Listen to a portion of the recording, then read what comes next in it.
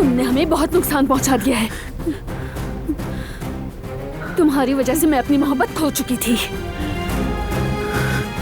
और मैंने उसे मौत के मुंह में जाते हुए देखा है। हर लम्हा अजियत बन गया था। मैंने अपनी मोहब्बत को धोखे में रखा। उसकी मोहब्बत भरी आंखों में मैंने नफरत देखी है खुद के लिए। मैंने तुम्हारे कहने पर मजबूर होकर सब कुछ किया, लेकिन बस अब बहुत हो गया।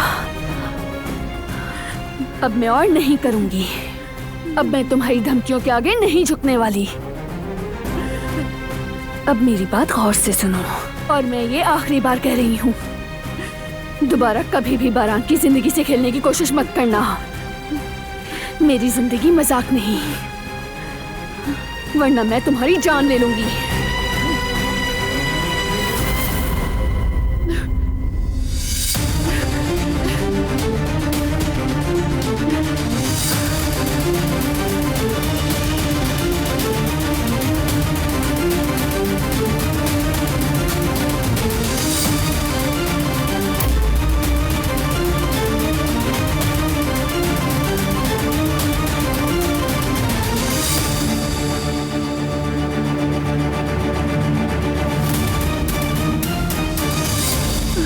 सबिया साहिबा, आप ठीक है?